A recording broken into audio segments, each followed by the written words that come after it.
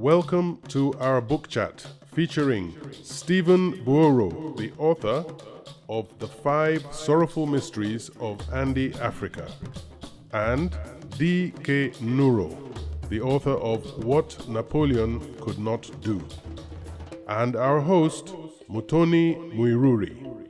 Please give them a special Ake welcome.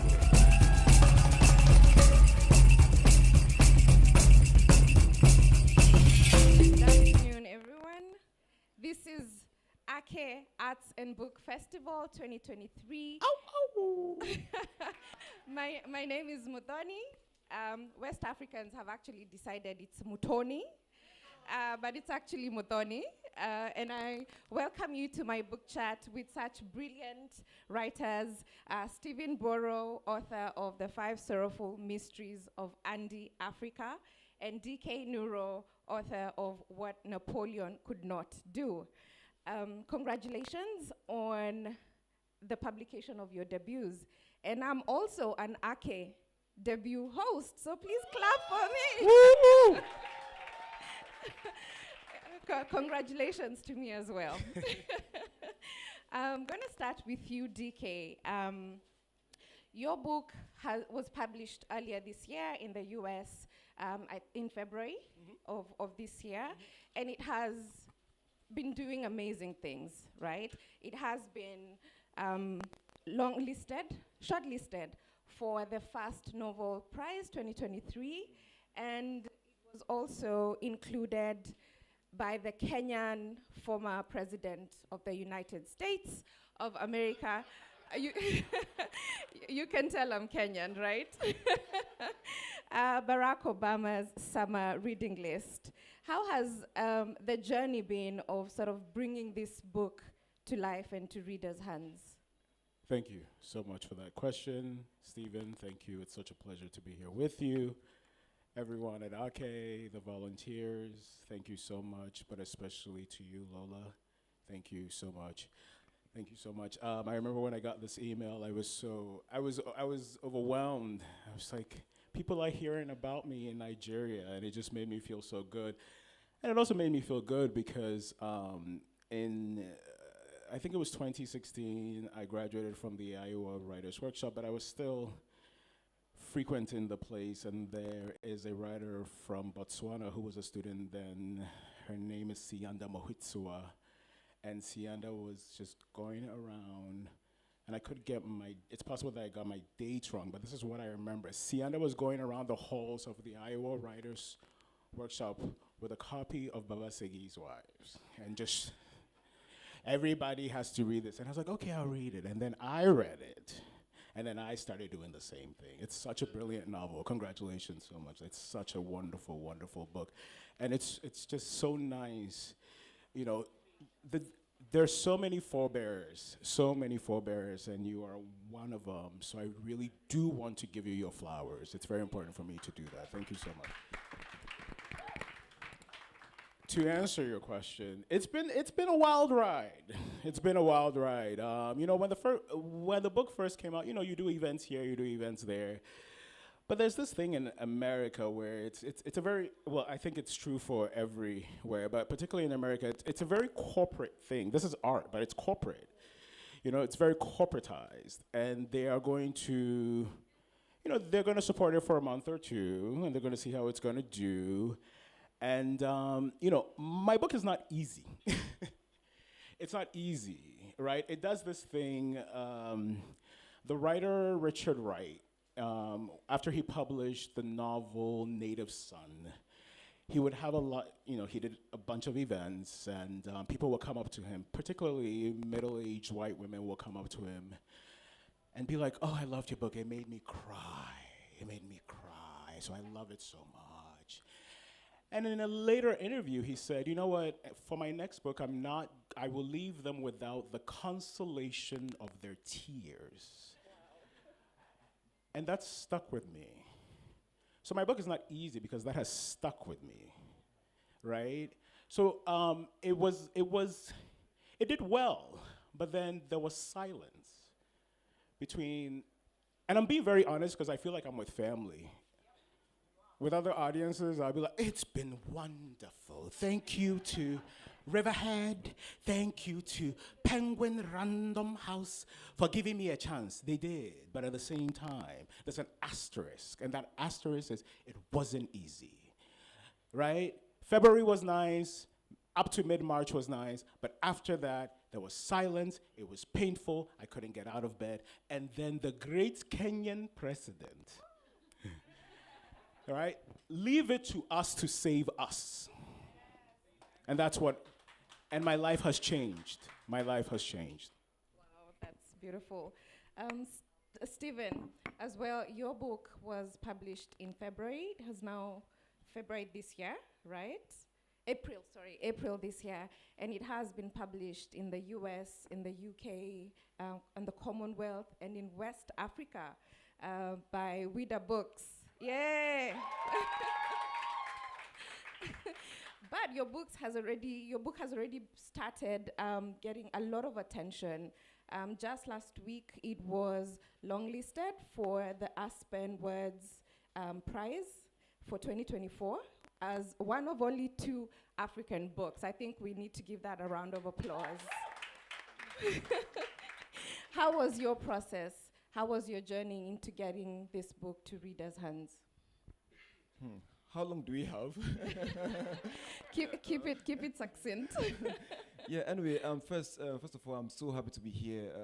I mean, thanks to Lola, all the organizers of this event, all the sponsors and all. Like, it's a privilege to be back to Nigeria to talk about my book and to meet, my own compatriots and to just have conversations about literature and all that. And it's really wonderful. Anyway, so in terms of the journey, I think I will just skip many beats and I don't know where to begin from. I would just say that, so I began writing this book in June 2018. So I was, my family at the time, we lived in a town called Kontagora in Niger State. So I don't know how many, Kontagora, Kontagora.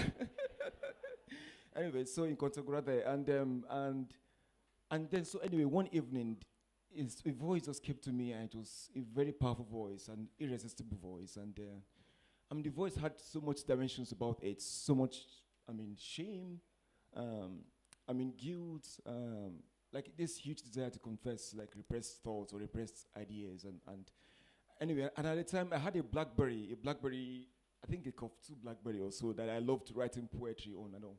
So I just picked up my BlackBerry and I began to like transcribe the voice, to chase after it, to give it room to express itself, and I wrote around like 500 words that day. And so after I wrote a passage, the passage I wrote, so I reread what I had written, and I realized at the time that it was like the most powerful, the most searing, most incisive piece of writing I'd ever composed at the time. And that passage is still the opening of my novel, anyway.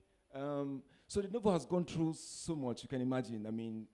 The book, so I wrote the very first draft very quickly, and then I moved to the UK to study for a master's in creative writing at the University of East Anglia, and then I did a PhD too. And anyway, so after I completed the novel, I was so privileged. My agents like saw it within, within a few weeks or so. I think we got offers like within a few days of submitting the book out there, and it's been a wonderful experience.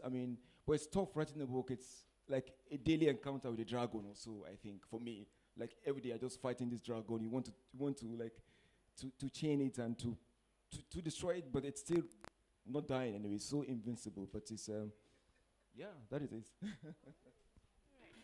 So one thing both your books have in common is a very long title.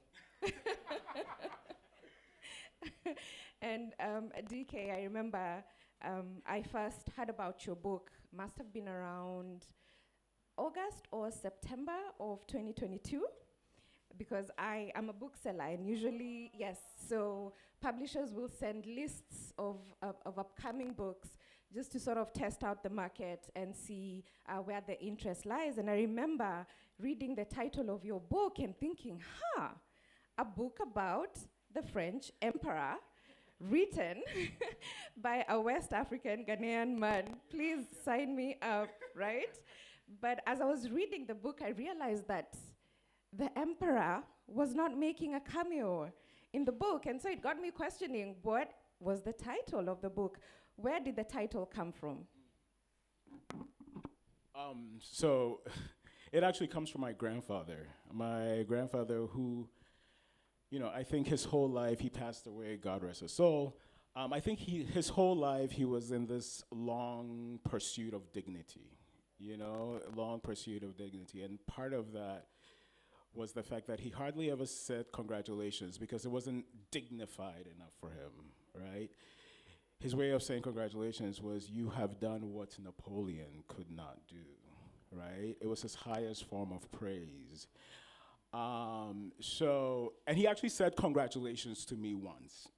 And I knew that I hadn't done well. And it was like very, very, very painful. But interestingly enough, it was after I had graduated from the Iowa Writers Workshop, and I thought, man, I've done something great. And he just simply said, congratulations. Well, he died a year later, and we came to know that he was suffering from dementia at that time. So he didn't really have access to his depth of feeling. So I do know that he was feeling that I had done what Napoleon could not do, but he just couldn't say it. He was probably thinking, what is that thing that I always used to see? Right? But he just couldn't. So he just, it's okay. I'll just say congratulations, And that stuck with me. That stuck with me. The patriarch of the family is to some degree based on him. I'm saying to some degree because there are some, if readers read it and they're like, oh, this person is not a very good person, I don't want you to associate it with my grandfather who I love so much. So I would say it's some degree based on him. But yeah, and the patriarch in the book repeats it whenever he wants to congratulate his children or anyone that he feels has achieved something great. He says, you have done what Napoleon could not do. And it becomes a bit of the emotional heartbeat of the novel when he says it, how he says it, if he says it at all, really becomes the emotional heartbeat of the novel. That is really, really beautiful. And I guess also it's a very African thing to speak in Proverbs. That's true. Stephen, your title as well, The 5 Sorrowful Mysteries of Andy Africa. I know it's a mouthful, but I'm sure there's a story to it, and we're going to listen to it in a sec. It's borrowed directly from the Catholic Rosary prayer, the mysteries of the Rosary, the joyful mystery. I've grown up Catholic, and as a child, it was almost a default that you had to pray the Rosary. And when I read your title for the first time, I was like, oh my God, here comes my childhood traumas, taking me back to when I had to do it because I have to, and I'm gonna get a whooping if I don't do it. How did the title come to you, and what was the inspiration sort of behind this title? Yeah, my own story is not as as impressive as Dicky's own story. So the title of my book came from, as you said, you mentioned the prayer of the Rosary and the 5 sorrowful mysteries. So it's a prayer that's said in the Catholic Church. The prayer reflects on the final moments in the life of Jesus, from his agony in the garden, scourging on the pillar, up to his crucifixion and death. Anyway, so while writing my novel, like one of the great breakthroughs I had was realizing how the story, the trajectory of the story, the life of my narrator, Andy, how they strongly mirrored this prayer, and then I was like, why don't I actually title my novel after the prayer? Because again, I think the title works denotatively on the surface level in terms of like the kind of struggles and the pains and turmoil that my narrator does experience throughout the novel. Yeah, and but I also like it because it's kind of deceptive too, just like The Joys of Motherhood, for example. A Nigerian classic. Yeah, the book, my novel has been surprisingly described by some readers as tragicomic, as comic, satirical, and I'm like, really? But so I like it for that reason, and it has so many other subterranean interpretations, and in the end, I think it's for readers to make their own judgments and for them to interpret the novel however they want, and to create perhaps even much more profound interpretations. But for me, in the end, my hope is that readers who read the book get to see that the novel is my narrator Andy praying not just for himself, but for his country, Nigeria, and for the African continent as a whole, I think. Yeah. By a show of hands, how many in the room have read either of these books? Okay, a modest number. So then that brings me to, can you then tell us a little bit about the book and what the story is about? So the novel focuses on three main characters: Jacob Nti, who is a 40-year-old Ghanaian man who is trying to get to the U.S. to be with his wife for 5 years. We first meet Jacob in the 5th year of his marriage. Now, what's interesting about Jacob is that he's never met his wife. They've never met each other. And when we meet them, we enter the novel during a traditional divorce ceremony because his wife, Patricia, who lives in the U.S., has waited for so long, and now she's at her wit's end. So she has sent her family to conduct a divorce in absentia. So, and then it's also about his younger sister, who's 2 years his junior, Belinda Nti, who lives in the U.S. She is a person that her father would say she has done what Napoleon could not do because she's achieved the U.S., scholarships upon scholarships, but she lives there undocumented. So there's this, again, asterisk to her achievement. And then finally her much older husband, which it was initially a marriage of convenience, but it ends up being a marriage of love. He is 30 years her senior. He's a Vietnam War vet. So these three characters, it's really about their aspirations, how for America. They aspire for America in very particular ways, but America keeps saying no to them in very unique and particular ways. It says America has a way of saying no to us Black Africans. America has a way of saying no to us Black Africans when we're in America, and America certainly, there's a long history of this, has a way of saying no to African Americans, and that's what this novel is about.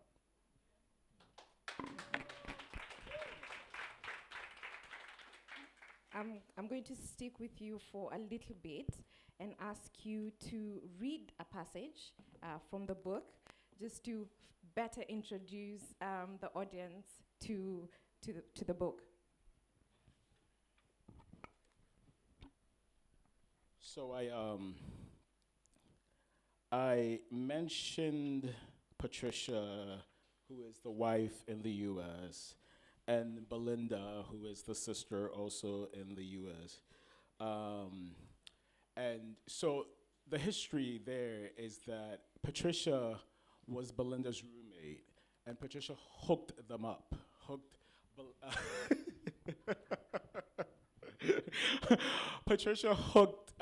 Belinda hooked Patricia up with her brother Jacob.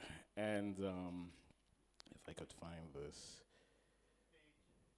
Oh, that's what you were trying to. Oh my God, I am so sorry. It is page 186. Page 186. Actually, I'm sorry. We will start from page 185, the bottom of page 185, just for more context. So, Belinda and Patricia haven't seen each other in 10 years. Belinda's in town in the DMV area, the DC, Maryland, Virginia area, and she has just visited Patricia, and they're having a conversation. This is post-divorce. They haven't seen each other in 10 years. 185, I'll pick it up there. They were out of words for a moment. Of course, there's so much tension, so they're bound to be out of words at some point. I'll start again. They were out of words for a moment, which permitted the slow rise of ghostly noise from the other apartments. Belinda pushed the conversation along. "What is Postwoman like?" she asked. "She seems mysterious, even to my father." Patricia said, "Let's see."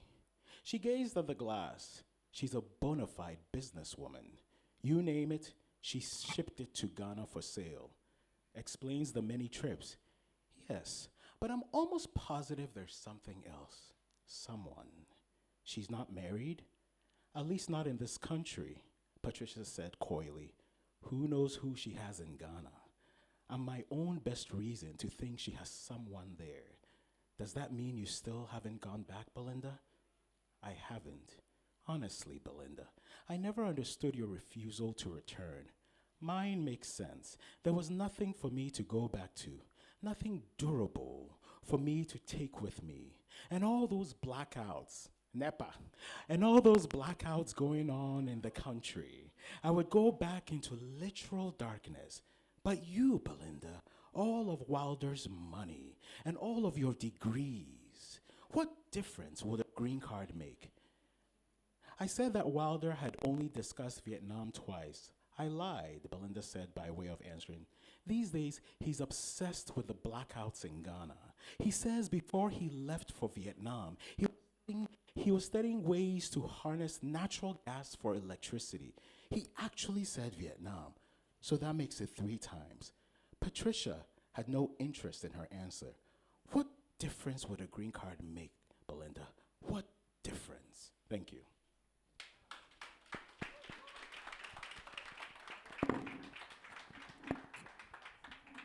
Stephen, in the same way, just talk to us a little bit about the story, what the story is about, just to give readers context and a brief reading. So my novel is titled The 5 Sorrowful Mysteries of Africa. So it's Isn't this a beautiful cover? yeah, it's so beautiful. Anyway, so it's a coming of age story. It's set in present day Nigeria. So it's about a 15-year-old boy. He's smart and funny. His name is Andy. Andy Aziza. He's nicknamed Andy Africa in the novel. So Andy has got a peculiar secret, and his secret is about his obsession with blondes, with whiteness, with the West, and Andy's also trying to find who his true father is in the novel. And Andy has a complicated relationship with his mother because she's poor, she's uneducated, but she's a photographer. And so, in a nutshell, the novel is about how Andy's feelings of shame and obsession become intensified when his life is suddenly destabilized by communal violence, by religious riots in northern Nigeria, Christians against Muslims, all this kind of stuff in northern Nigeria. So in a nutshell, and so anyway, so I'm going to read from the 5th chapter of my novel for anyone who has a copy. I think that's from page 128, maybe 5th or 6th paragraph there. Anyway, so to give a context, a little context. So in this episode of my novel, my narrator is Andy. He's at a church party. So the party is organized to celebrate the arrival of Eileen. Eileen is the blonde British girl who comes to town. She's the niece of Andy's parish priest. And so they're at this party, and they're in this scene. They're currently like in her living room, and it's like a 2 minutes walk from the party, from where the party is going on. And so at the beginning of this scene, Eileen tells Andy that she's an atheist. She doesn't believe in God, and that is Andy's first encounter with someone who is an atheist. And so what follows, what I'm going to read, it's about Andy's reflections regarding that comment, and and his conversation with Eileen. Anyway.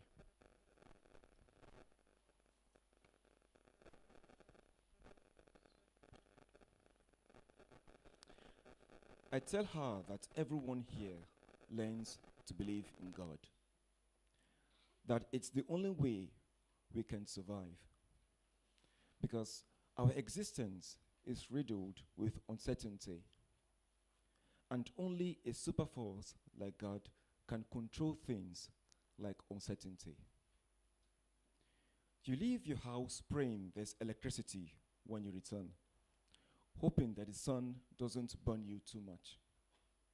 On the road, you are praying not to be hit by a car because the roads are potholed and the drivers are unqualified to drive. When you are hit, you are praying doctors aren't on strike, that hospitals have the equipment needed for your treatment. When you die, you are praying that your family conquers this circle. You know that, just like you, they won't. that your prayer will go unanswered, but you still pray. Life in Africa is a long prayer, I say. It's sad, she says. It's really sad. A long silence. A moth is circling around the chandelier. It circles, perches, stuns itself against it. Music from the garden filters into the room to and fro like a pendulum. People are shrieking, laughing, singing. And suddenly, things become clear to me. I want to tell Eileen that our propensity to always sing and dance shouldn't deceive her into thinking we're a happy people. Because we are not. We're a people of masks. Singing and dancing and laughing are attempts to force forgetfulness on ourselves, to ignore the horror, to own the happiness we can never afford. And sometimes it works. Thank you.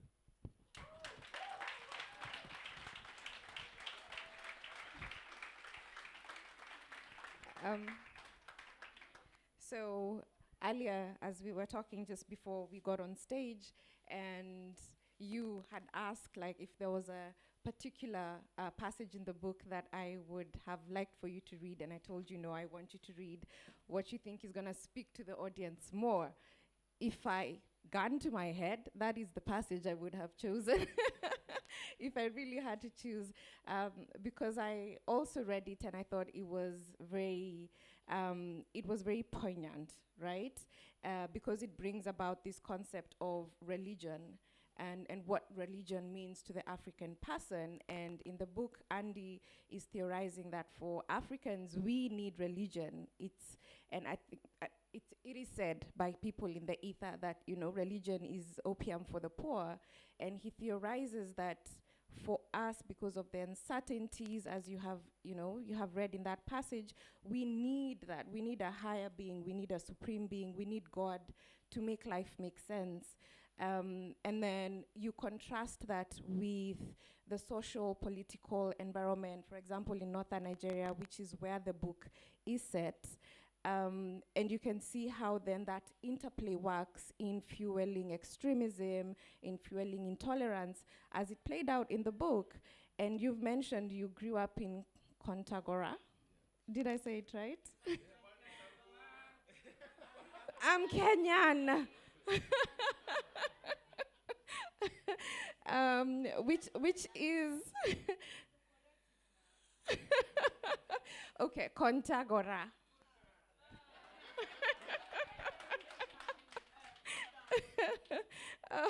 Oh well, okay, we all get the gist of it, which is also the setting of the book, and it's where Andy grew up, and it's where he's coming of age against the background of all these things happening. And I was very curious about your influences and your experiences growing up in this region that is, a lot of extremism and intolerance and sort of like trying to make sense of your own world. Yeah, so I think my experience of, growing up in Kontagora, it's of course different from other people there, of course. On the one hand, my parents are not from there.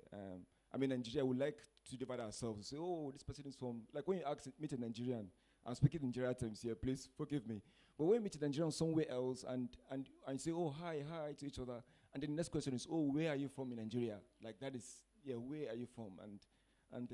Anyway, so my parents are from Edo State, and I was born there, but I was raised like in Kontagora in Niger State, and so like we're just like Christian minorities in the town, and it's a big town, yeah, and so much happening there, and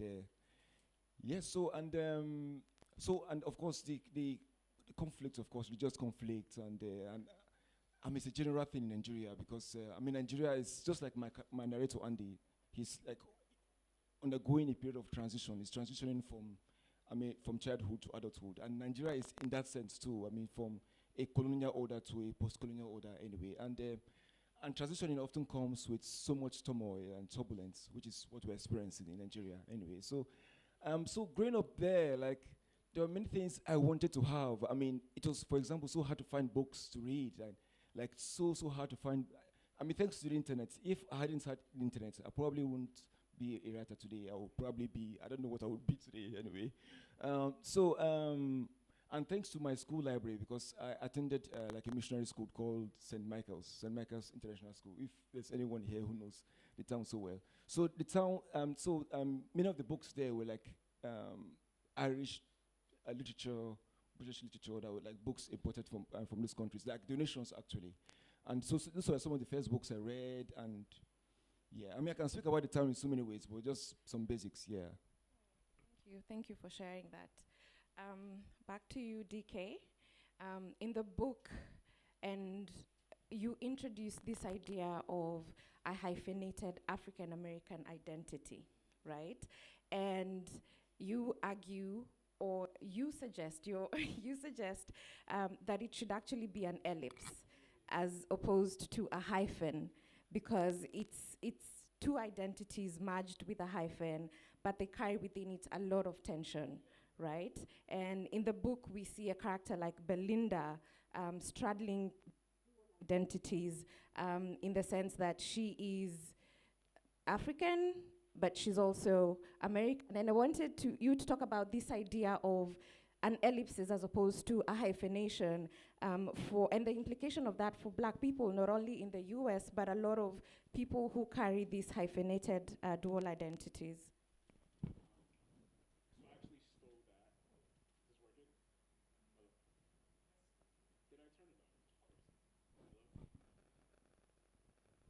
Hello. Oh, good. All right. So that actually comes from the writer Jelani Cobb. He writes for the New Yorker and for other publications. He's also a professor. But anyway, he argued in an article that instead of the hyphen, African hyphen American, it should be an ellipsis, and the ellipsis would signify the enduring tensions that exist between African and American. And I couldn't agree with him more, you know. I'm a storyteller, and I mind the stuff of tension. And as far as my identity is concerned, you know, everybody expects this novel to be autobiographical. You know, I've been asked so many times during events, you know, it's your first novel, so of course it's autobiographical. And then I tell them, well, it's not. But if you put a gun to my head and you had to ask me what are the autobiographical aspects of this novel, I would say, well, Belinda's story is my story. And immediately they're like, wait, female? I'm like, yeah, Belinda's story is my story. It's my story in the sense that in the novel, Belinda really inhabits that ellipsis. You know, she exists as this tug of war between her African identity and her Black American identity. And there are actual literal people who represent that for her. Her brother and also her husband. And that is very much me. And more than Belinda, I have always had one foot firmly placed in Ghana and one foot firmly placed in the US. I relocated to the US when I was 11 years old. But I am a bona fide mama's boy. Like, I am a bona fide mama's boy. And my mother has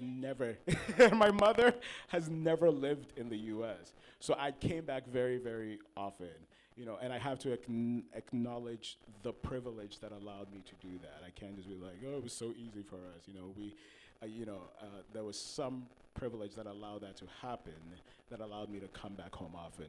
So I've always had a foot firmly placed. And what I realized was a lot of us on the continent, a lot of my friends, even the privileged ones, had this idea of America as a haven, for lack of a better term. And that's because America is the most well-branded country in the world.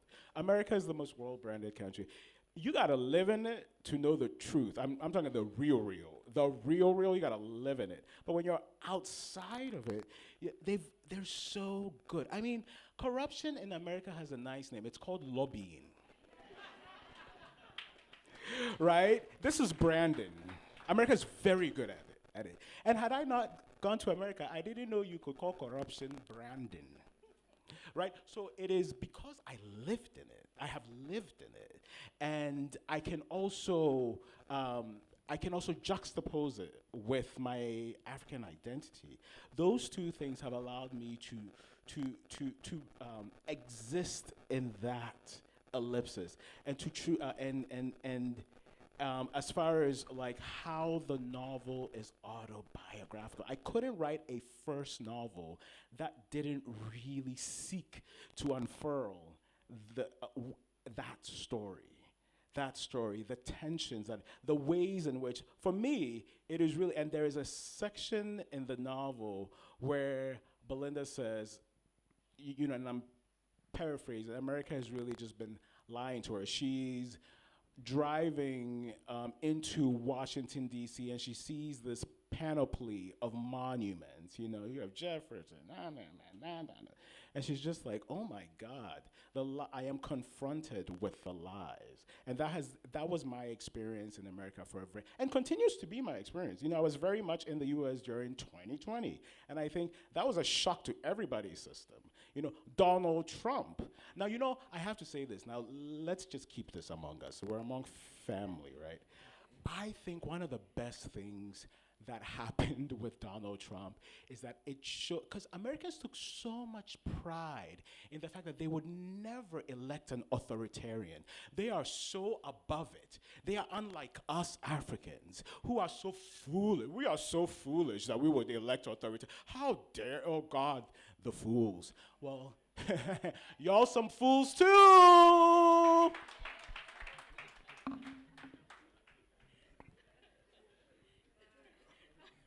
All right.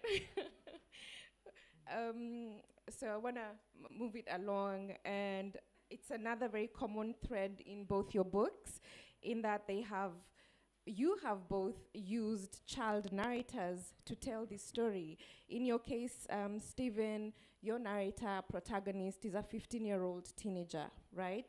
And that is that bridging of the age between adulthood and childhood.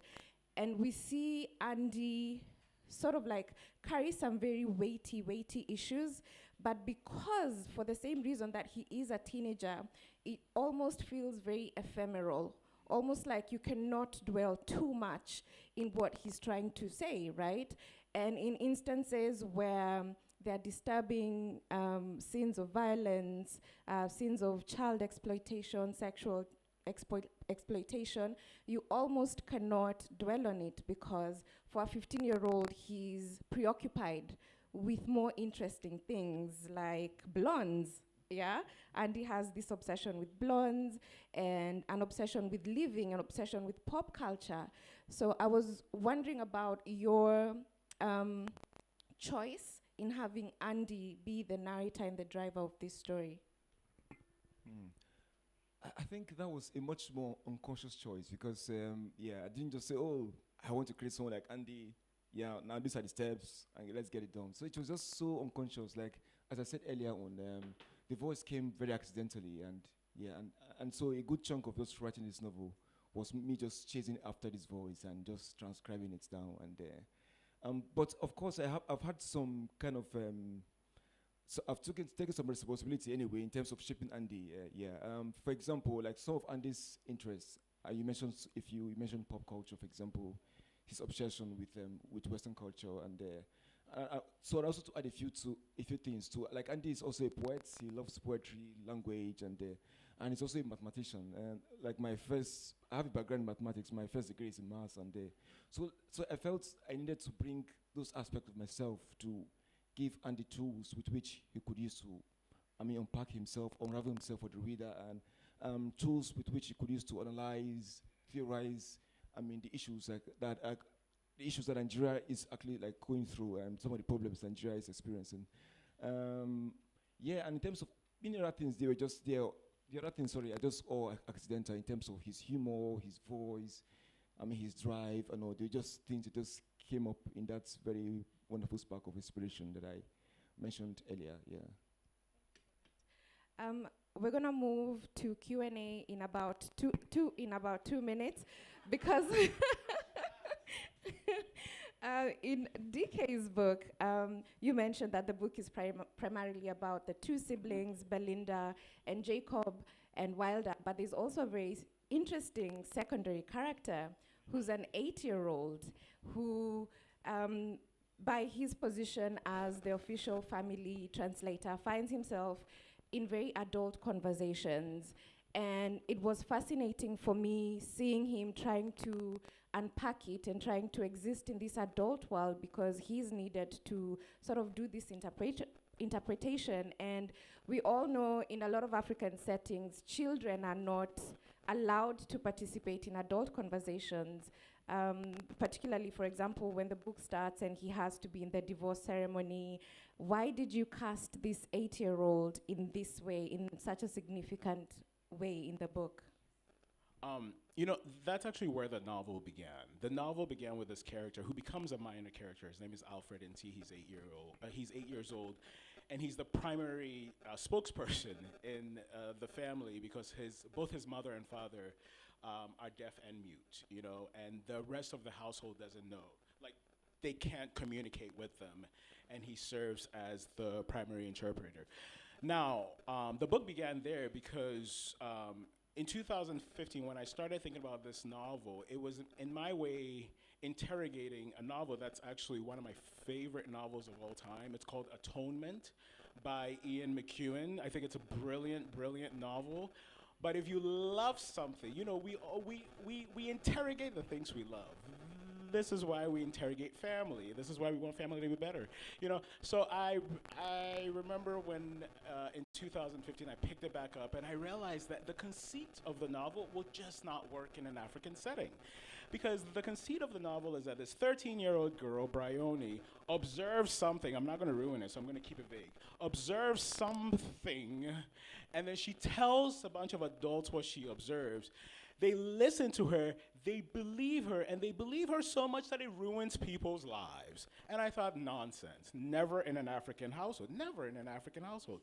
You know, so I would go around telling people very presumptuously, I am writing the Ghanaian Atonement. I am writing...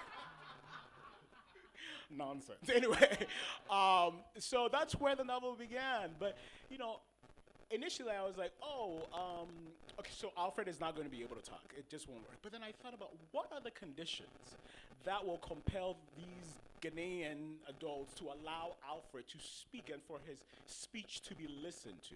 And I thought, oh, well, his parents would have to be deaf and mute. And that was the only way.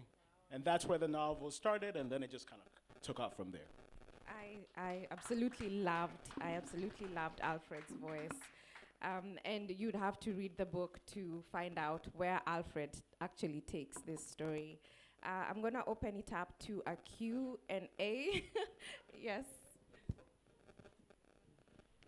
Thank you very much. Good afternoon. My question is for Stephen.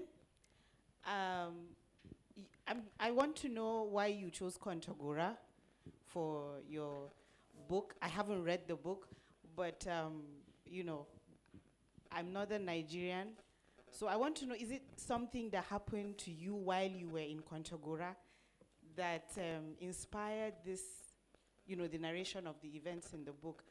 Because in real life, I don't know, I may be wrong, but in real life, I don't think Kontagora has had extremist, like, violence. I'm from the Northeast originally, but I grew up in Kaduna. I was born in Kaduna. So I also have, you know, like that experience of having religious extremism and ethnic violence and all that.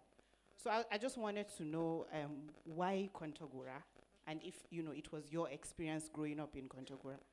And the second issue I had is, okay, I won't say issue, but, no, sorry, I'm a lawyer, so it's observation, thank you. So the second observation is, it struck me, the passage that you read, it struck me that this is a 15-year-old African boy lamenting his experience as an African to this blonde, blue-eyed white girl who is supposed to be the niece of a missionary or Catholic priest. The imagery is not lost on me, so I want to know, was that deliberate or was that just part of the flow for you when you were writing it? And then the third thing is, I'll see you at lunch.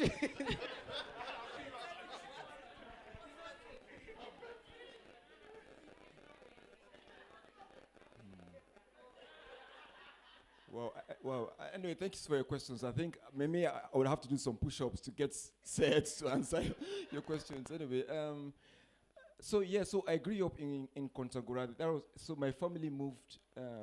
My family moved from Edo State, from Lagos State anyway, to northern Nigeria. I think in 1982, and they spent some time in Kebbi State. I don't want to go too long anyway. So they spent some time in Kebbi State, and they will move to Kontagora in 1998. And December, I think 22nd December 1998. So I was, I was quite small then anyway.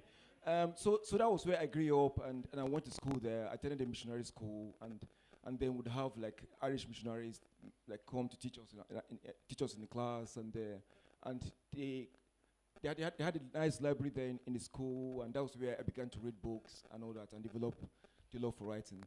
And in terms of like extremism, like one of the events that inspired my novel was a riot that happened in I think April 2006 and all 2006, and one of my friends was actually nearly killed and all in Kontagora, by a mob and all who attacked. Like they burnt our church, they burnt houses, they burnt businesses of southerners in the north there. So many events like that, and conversations with my friends growing up, and know how, like, in terms of pop culture, Hollywood culture, I mean, the superhero movies, and all, would watch it and we wonder why are they not like Nigerians, other black Africans in those films? Why are all the women, the beautiful women in the films? Why are they all the women in the films actually, all white women? Why are there no black women in the films? And all this kind of stuff, all these questions, so they inspired my novel. I think I've done my best so far. Anyway, in answering your question about, yeah.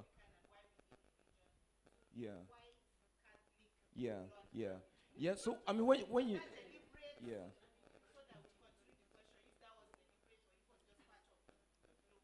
I think both.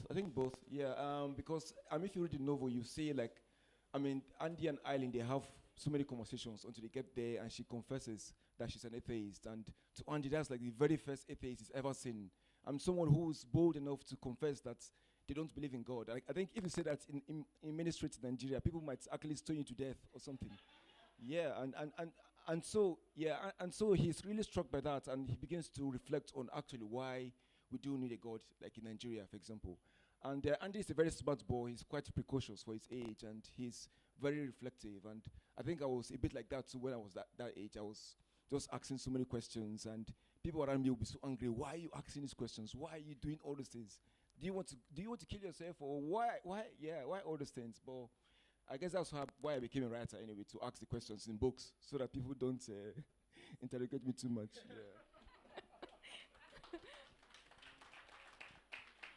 Did I see? Yes, I saw a hand there. All right, thank you so much. Hi, Stephen. Just to give some context, Stephen finished from my school, Usman Danfodiyo University, Sokoto. So we sort of old boys relationship. All right, so Stephen, I read your book a couple of months ago, and I utterly loved it, and I know I confessed it to you. I was hoping you could speak on the relationship Andy has with his mother, sort of this ambivalence of both hate and love. I mean, he would clearly come out to say, I hate her, but he would keep coming back to her, irrespective of that hate that he had. So if you could articulate what writing it meant for you, and how you were able to make the reader see these two emotions exist between Andy and the mother. Thanks for that question. So, I mean, Andy's relationship with his mother, I'm inspired by my relationship with my older sister, or should I say my older sister, because she's like 10 years older than me, and in many ways I see her as a kind of a maternal figure to me. I mean, I have so many baby photos of her carrying me when I was a baby, and she's like this big girl already anyway. So in the novel, my narrator, Andy, he has such a complicated relationship with his mother.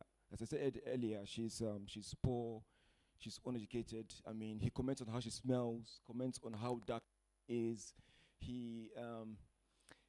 So and it's just a very complicated relationship anyway. He comments on her relationships, her romantic relationships too, and all that kind of stuff. Those murky areas, yeah.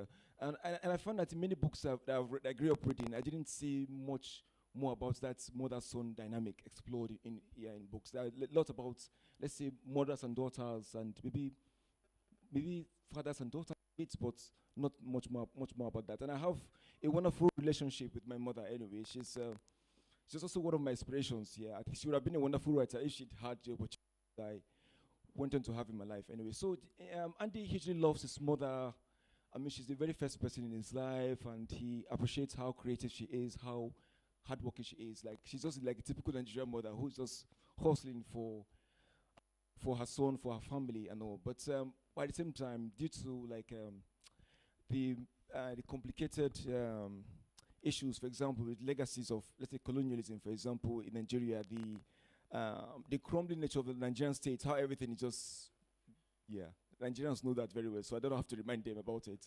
So how all these factors, and in terms of the impact of Western culture and what he learns from school, in church, and all, so how they all spoil that desire for otherness, for like he desires to have like maybe a Western mother, an American mother or something like that, who has all the things that he wants and all.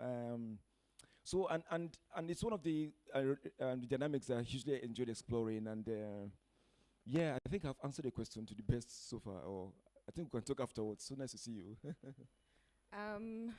So 2 more questions. BC, I can see you waving. Thank you so much for allowing me to speak, and I really appreciated listening to you both. Is actually for DK. And before I say that, I also want to thank Lola so much, because without, there's always been this huge chasm between authors published on the continent and African authors published outside. And you are a Ghanaian, DK, and it breaks my heart, but it also makes me very happy that I finally get to meet you. And I didn't even know about your book, which is a travesty. So I want to thank Lola for bringing you both and everybody here. And what a job she's doing. I don't know. The ancestors, please bless her some more. So DK, for you, I wanted to ask, is this your first time attending a festival in Africa or in Nigeria? And I want to know what the experience has been like for you in terms of being in front of an African audience and comparing it to the American audience from a cultural perspective. Thank you. This is working, all right. Yeah, thank you for that question. BC Japan, another one of our forebears. Thank you so much, BC. Paved the way for a lot of us Ghanaians. Thank you, thank you, thank you. Yes, I was supposed to go to Peja. Some people call it Paja, which is a festival in Accra that is held in October, but unfortunately I had a conflict. So yes, this is my first one. This is my first one in Africa. And Ake is definitely my first. I hope it's my first of many. I have to say, and I was talking about this during breakfast, actually. There's a way in which the audience makes you feel so much at home because it's so interactive. God, there's such a stodginess to how a lot of the talks or whatever I've done in the US, the moderator sits down, asks you questions, and then after that, open. But there's a sense of like, I'm engaging not only with the moderator, I'm engaging not only with Stephen, I'm engaging with the audience. The audience feels very participatory. And you can't beat that. You can't beat that. It energizes the speaker. I'm sure you guys have felt my energy because I just felt it. I kept going, and I was just like, these people are giving me, as we say in the US, y'all giving me some life. So thank y'all. We probably have time for just one more question before we wrap up. Abby? No? Oh. Hi, my question's for DK. Also, Lola, thank you so much. This has been amazing. I call you a rock star. So, DK, your main character, I believe you said, is a woman, and she's in America, and her husband is in Ghana, right? One of my main characters, yes. Okay. Yes, What made yeah. you choose a woman waiting on a man? It's usually the other way around, especially in the 80s. I remember, a lot of Nigerians would send for their wife, to come to them in America. So I wonder why you chose that. That is such a good question. Thank you so much. That is such a good. I'm working on another novel now, and what has become quite clear to me is that one of the projects, my literary projects, and again, this goes back to my love for my mother and my love for a lot of the women in my life, is the peculiar choices they have made for love. And particularly the ways in which America, or the West in general, has compelled a lot of African women to make certain choices for love. They are often complicated choices. They are often uncomfortable choices. And, to go back to this point about forebears, there's this novel, Changes, by Ama-Ata Edu.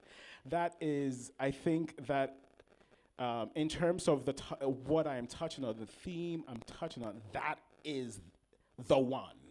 The character Issy, right, leaves her. This is an ostensible feminist. She divorces and enters a polygamous marriage. What? You know what? And I think that begins to tell the story that I want to continue to tell, in addition to other stories that I want to continue to tell. But that is one of my main projects, because my mother made certain complicated choices. I won't go into that. My aunties have made certain complicated choices. And to me, what I have observed is these women actually having the power. Having the power. So in Patricia's case, she has the power. It is Patricia who says, I'm going to divorce. It is Patricia who says, I'm going to marry this. But there's still this pesky thing called love that to some degree subjugates her, unfortunately. And I'm very much interested in that dynamic of having this power, but at the same time being so susceptible to love that it really complicates your storyline.